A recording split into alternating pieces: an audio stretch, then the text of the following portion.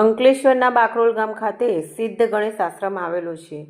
આ આશ્રમના મહંત હરિપુરી સ્વામીજીના સાનિધ્યમાં પ્રતિવર્ષ ભગવાન દ્વારકાધીશના મંદિરે નૂતન ધ્વજારોહણ કરવામાં આવે છે।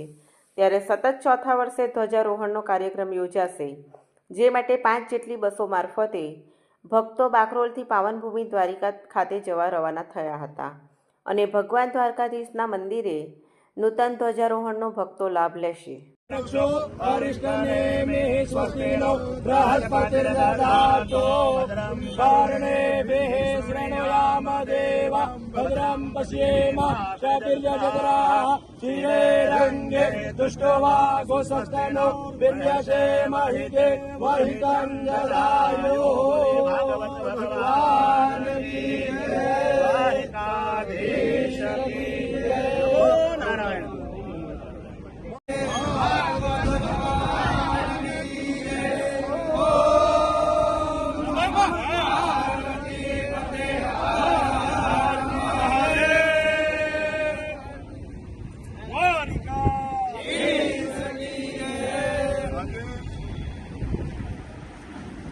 બસ સાથે દ્વારકા મેન મંદિરની ધ્વજારોહણનો કાર્યક્રમ તારીખ 2/7/2025 રોજ બાકરોલ ગામ બાકરોલ